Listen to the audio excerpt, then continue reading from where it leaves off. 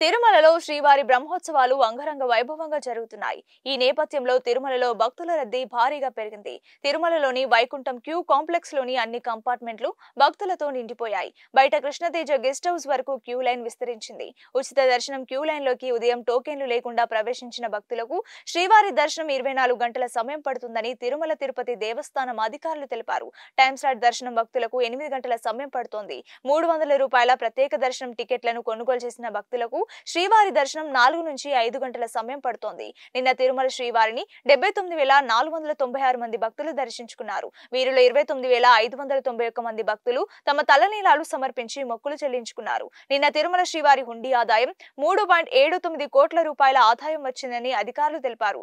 బ్రహ్మోత్సవాలు వచ్చే నెల 2వ తేదీ వరకు జరగనుండటంతో భక్తుల రద్దీ ఎక్కువగా ఉంటుందని భావించిన అధికారులు అందుకు అనుగుణంగా ఏర్పాట్లు చేశారు. మరిన్ని బ్రహ్మోత్సవాల అప్డేట్స్ కోసం మా ఛానల్ ఇప్పుడే సబ్స్క్రైబ్ చేసుకోండి.